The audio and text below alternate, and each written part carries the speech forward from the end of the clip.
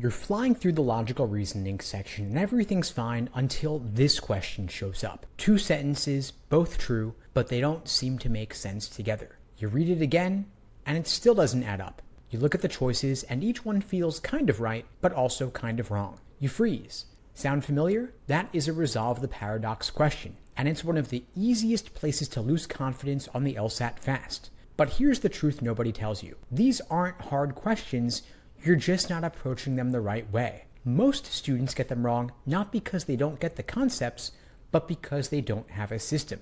They rely on instinct trying to feel their way through. And that's exactly why the LSAT eats them alive. So today, I'm going to give you the full breakdown. What resolve questions are really testing, why they show up on the LSAT, and the 4-step method to make these questions predictable and even automatic. Resolve questions are different from most other logical reasoning questions because they don't give you an argument.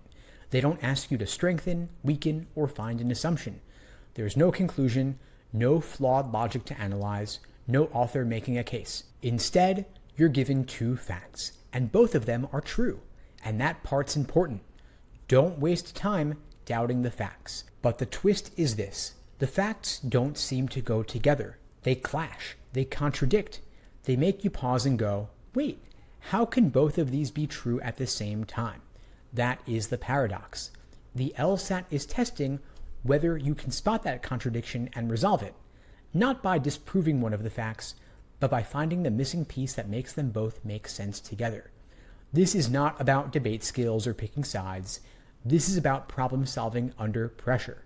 And this shows up all the time in real life as well. Judges, lawyers, investigators, analysts, they all run into these moments where 2 things are both true but don't seem to align. For example, a contract clause that contradicts a company's behavior. A client who might swear they paid the invoice, but the money never showed up. 2 witnesses who saw the same event but give opposite statements. Being able to sit with that tension and not rush to conclusions, not panic, but calmly ask, what would make this make sense? That is a valuable skill. The LSAT wants to know if you have it. Resolve the paradox questions train you to slow down, look carefully, and search for the connecting thread. It's less about formal logic and more about insight, pattern recognition, spotting what's missing fast. And the good news? The same thinking style transfers directly to other types of logical reasoning questions. Strengthen, weaken, necessary assumption, they all rely on your ability to understand relationships between ideas and find what ties them together or pulls them apart. So even though resolve the paradox questions might only show up a couple times per test, they sharpen a skill that pays off across the entire LSAT. And that's why these are worth mastering. So resolve the paradox questions are building a skill that you're going to use over and over across the test. Here's what I mean. When you train yourself to spot contradictions, you're learning to do something that's central to the entire logical reasoning section. Identifying unexpected results, noticing gaps in reasoning, understanding how ideas connect or don't connect, and finding hidden variables that explain what went wrong. That shows up in strengthening questions where you're often dealing with a surprising claim and your job is to reinforce it. It shows up in weakened questions where you're handed a story that seems fine at first until you find the detail that breaks it apart. It also shows up in necessary assumption questions where you're being asked to find the one thing that holds everything together, even if it's never said. In all of those cases, you're doing the same thing. You are bridging the gap. So yes, resolve the paradox questions might seem rare, but the mental model they teach you, where you see a contradiction, then you have to look for a reasonable explanation, is priceless. And don't forget, this is the kind of thinking that makes great lawyers. Imagine you're a litigator. One document says the client was in New York on Tuesday, but another says they signed a contract in Los Angeles that same day. Both statements are in the official record. They both seem credible. Now what? You don't throw one out, you don't panic, you dig in. Maybe it was a digital signature. Maybe there's a time zone mix-up. Maybe someone else signed on their behalf. You look for the missing piece that resolves the tension. And that is exactly what the LSAT wants you to do. And once you start thinking this way, you'll not only handle resolve questions more easily, but you'll also start breezing through the entire logical reasoning section with a lot more confidence. That's why these matter, not because they're common, but because they're foundational. Now, let's get tactical. Here is the exact 4-step process I teach every single one of my students for Resolve the Paradox questions. This system works. It is simple, repeatable, and designed to help you cut through the clutter fast. The first step is to identify the paradox. This is the foundation. If you skip this or you get it wrong, everything else falls apart. So ask yourself 2 questions. First, what was expected to happen? And what actually happened? That is the contradiction. Don't just skim it and say, this feels weird. Get specific. Write it down in your notebook if you need to. So let's say there was a bakery that expected to lower their prices, get more customers as a result, and get more profit as a result. But instead, they lowered their prices and profits dropped. That is a clear, simple paradox. Something about the unexpected outcome didn't play out the way they thought it would. So your brain might want to jump ahead and solve it immediately, but don't. Just for a minute, sit with the contradiction. You're setting the stage for better decisions later. And by the way, if you can't state the paradox clearly, you are not yet ready to look at the choices. Stay with the stimulus until it clicks. Then, and only then, brainstorm possible explanations. Don't go straight to the answers. That's where most students go wrong. They start reading too early and get pulled in by trap choices. Instead, take 10-15 seconds to come up on your own with 1 or 2 possible explanations. They do not need to be perfect because you're not trying to predict the exact answer. You're just trying to warm up your brain to think like a problem solver. For example, maybe people only bought the discounted baked goods but didn't get the coffee or other high-margin items. Maybe the bakery needed to hire more workers to handle all the increased demand, so their labor costs skyrocketed. Or maybe the lower prices meant more volume, but they totally destroyed the profit margin. This step is like stretching before a workout. You are preparing your mind to spot good explanations and reject the weak ones when you hit the answer choices. Then the third step is to find the choice that resolves the paradox. Now and only now, you are looking at the choices, and you want to find the one explanation that makes the contradiction disappear. It's got to do 2 things. It's got to make both the expected and the actual outcomes make sense together, and it's also got to give you a reasonable, although not necessarily airtight, resolution. You do not need a perfect answer. You just need something that explains why both facts could be true. So you want to ask yourself, does this explain the surprising result? Does it connect the dots? Does it resolve the tension? If yes, keep it. If not, eliminate it. And finally, step 4, eliminate the traps. The LSAT loves to trick smart people, so be ready. Here are the 4 most common trap answer types to watch out for. The first is irrelevant info. That might sound smart, but does not explain the contradiction. That one's out.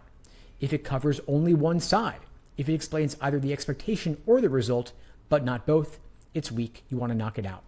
If it distorts key information, if it twists the facts, changes the timeline, or adds something misleading, knock it out. And finally, if it's just vague fluff, a general statement that could be true, but doesn't really explain anything, don't waste your time, knock it out. So let's test this using that bakery example. A wrong answer might say, the bakery recently expanded its menu. That's interesting maybe, but does it explain why profits dropped after a price cut? Nope, so you knock it out. The right answer might say something like, more customers bought the discounted cake instead of higher margin items. That is perfect. That is the kind of answer that explains the contradiction and ties both facts together. Now, this 4-step process works not because it's clever, but because it's disciplined. You slow down, you spot the tension, and you think before reacting. And then you systematically hunt for the missing piece. It's not magic, it's just structure. Let's get real for a second, because even with this 4-step system, a lot of students still get these questions wrong. And it's not because they're not smart. It's because the LSAT is designed to trip you up in very specific ways. So let's walk through the most common mistakes and how to fix them step by step. The first big mistake is you overthink the answer choices. You get to the choices and suddenly you're reading each one like it's a Supreme Court opinion. You second guess everything. You think, well, this could work. Maybe if I stretch it a little. Stop. Resolve questions don't require deep philosophical analysis. They just want you to pick a reasonable explanation that fits the facts. So here is the fix. Ask yourself one simple question. Does this help to explain how both facts stated could be true? If yes, you keep it. If not, you toss it and you move on. Don't fall into analysis paralysis. The second big mistake is you only focus on one side of the paradox, and this is a big one. You might find an answer that explains why the profit dropped, but doesn't explain why the price cut was expected to help, or vice versa. That's not enough. Remember, resolve the paradox questions don't want you to pick a side, they want you to connect both sides. So the fix here is to always check, does this answer help me understand both the expectation and the surprise? If it's one-sided, it's incomplete, so you eliminate it. The third big mistake is you get distracted by irrelevant information. The LSAT will throw in flashy, professional-sounding details that go nowhere. You'll read a choice and think, oh, that sounds impressive. But then you realize it has nothing to do with the contradiction. So for example, in that bakery question scenario, you might see something like, the bakery recently renovated its storefront to attract more customers. Cool story, but doesn't explain why the profits dropped, so you eliminate it. Your fix here is to ignore anything that doesn't resolve the actual conflict. You are not looking for interesting facts. You are looking for the missing link. The fourth big mistake is you look for the perfect explanation. But the truth is, the LSAT isn't looking for the one true answer, it's looking for a reasonable explanation that makes the paradox make sense. Sometimes, students waste time looking for an airtight, 100% bulletproof answer that explains every angle down to the decimal. But you don't need that. You've got to accept that the LSAT choices are often simple. Not simplistic, but direct. If it reasonably explains how both facts can coexist, that's your answer. Now, the fifth and final big mistake is where you bring in outside knowledge. And this one is sneaky. Say you're a business major, or you've worked in a bakery. Your brain starts filling in the blanks from your own life instead of sticking to what the LSAT actually gives you. Now, you're no longer solving their puzzle, you're solving your own. Big mistake. Only use the information in the stimulus and the choices. You're solving their version of reality, so stay inside the lines. Bottom line, resolve questions are not about guessing. They're not about memorizing tricks. They're about developing a clear, step-by-step thinking process and sticking to it. When you avoid these common mistakes, the questions stop feeling tricky. They start feeling like puzzles, and puzzles can be solved. So let's take everything we've talked about and apply it to a concrete example. Not theory, not abstract concepts, just straight up LSAT thinking. Suppose you had a stimulus that said, quote, a company spent more money on advertising this year than ever before. However, their product sales declined significantly compared to the previous year. Let's walk through this using the 4-step system. Step 1, ID the paradox. What is the expectation? That more advertising will lead to more awareness, which will lead to more sales. But what actually happened? More advertising was followed by fewer sales. That is your paradox, a clear contradiction between effort and outcome. The second step is to brainstorm possible explanations. Before you look at the choices, give yourself 10 seconds to think of 1 or 2 explanations. You might come up with, the ads were poorly designed or unclear, or maybe they reached the wrong audience, or a competitor launched a better product, or there was also bad press about the company at the same time, or maybe customers were confused or turned off by the messaging. Any of these could explain why increased advertising did not directly lead to increased sales. That's all we need right now, just possibilities. We're not trying to outsmart the test, we're trying to prime your brain. Step 3, read the choices carefully. Now imagine you see 2 answer choices. A says, the campaign failed to reach the company's target demographic. Or B, the company plans to spend even more on advertising next quarter. Let's analyze them. A gives us a clear link. More ad spending didn't help because it was aimed at the wrong people. That explains the paradox. It shows how both facts can be true. In contrast, choice B talks about the future. It might be interesting, but it doesn't explain what went wrong this year. So A is strong and B is irrelevant. Then, step 4, we eliminate the traps. So let's break this down even further. A checks both boxes. It addresses the expectation that advertising should help and the reality that sales dropped. So yes, it helps to resolve the paradox. B sounds vaguely relevant, but if you're paying attention, it's a trap. It doesn't resolve the contradiction. It just gives you a new fact. So if you didn't pause to define the paradox, you might be tempted by B, and that's why structure matters. The right answer almost always feels obvious when you've done the prep work first. And that's the goal, to walk into every question with a clear head and a clear process. Now let's zoom out. What just happened here? You didn't rely on gut instinct. You didn't try to memorize a rule. You used a method, you trusted it, and it worked. That's how real LSAT progress happens. Not from cramming facts, but from running systems that cut through the noise. Once you build the habit of slowing down, thinking clearly, and applying this process, you'll start to notice something. Resolve the paradox questions stop feeling like riddles. They start feeling like pattern recognition, like, oh yeah, I've seen this before, I know exactly what to do. And that's the turning point. Now, of course, watching this video once, listening to this podcast once isn't enough. You can understand every word of this system that I've described today, nod along, and even feel like you get it, but the next time you see a resolved question, you still panic. You freeze or you fall for a trap answer. Why? Because understanding something intellectually, in theory, is not the same as being able to apply it under pressure. And that's where most LSAT students go wrong.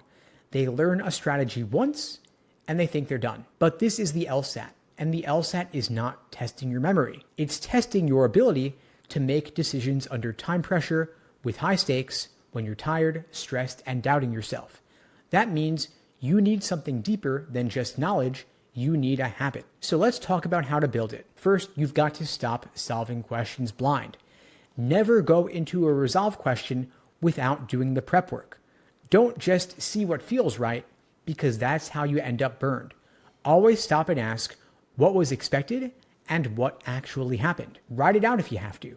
Even just one sentence is enough. The goal is to force your brain to see the gap clearly before you dive into the choices. Then, step 2, you want to set a timer and practice slowly at first. People will sometimes think that speed is the goal, but it's not. Speed is a side effect of clarity. So when you're first learning the system, go slow. Set a 2-minute timer per question. Give yourself all the time you need to work through every step. ID the paradox, brainstorm a couple of explanations, then read carefully. Speed comes later. First, you want to build precision. Step 3, keep a log of your mistakes. Every time you miss a resolve question, don't just shrug and move on. Write it down. Capture what the paradox was, what answer you picked, why it was wrong, and why the right answer worked. Don't just say that you misread the question or you rushed. Be specific. Did you fall for a one-sided answer? Did you get distracted by irrelevant information? Did you forget to define the paradox? That log becomes your personal blueprint for growth. Then step 4, drill in sets, not singles. Don't just do one question and call it a day. Do a set of 5. Same question type, back to back. That's how your brain starts seeing patterns. You'll notice that the test writers repeat the same traps, the same moves over and over. And when you drill in sets, those patterns become obvious. Once you spot the patterns, the questions stop feeling hard. Then finally, step 5, celebrate the wins no matter how small. Seriously, if you get one right, mark it down. Track your accuracy, not your score, but your consistency. Because this is not about perfection. It's about building momentum. One right answer becomes 2, then 5. Then you go 3 for 5, then 4 for 5. Then you stop fearing these questions entirely. And that confidence will spread to every other part of the test. Now, if you want to get great at resolve questions, you don't need more facts. You need a repeatable system. You need reps. And you've got to train your brain to stay calm, even when the question looks confusing. That's how you go from guessing to mastering, from feeling shaky to solving them automatically. This system works because it's not reactive, it's structured. It forces you to slow down, spot the moving parts, and solve with precision. And once you've run this playbook 20, 30, 40 times under test conditions with real questions, your brain stops panicking when it sees a paradox. It clicks into gear. It says, I know exactly what to do.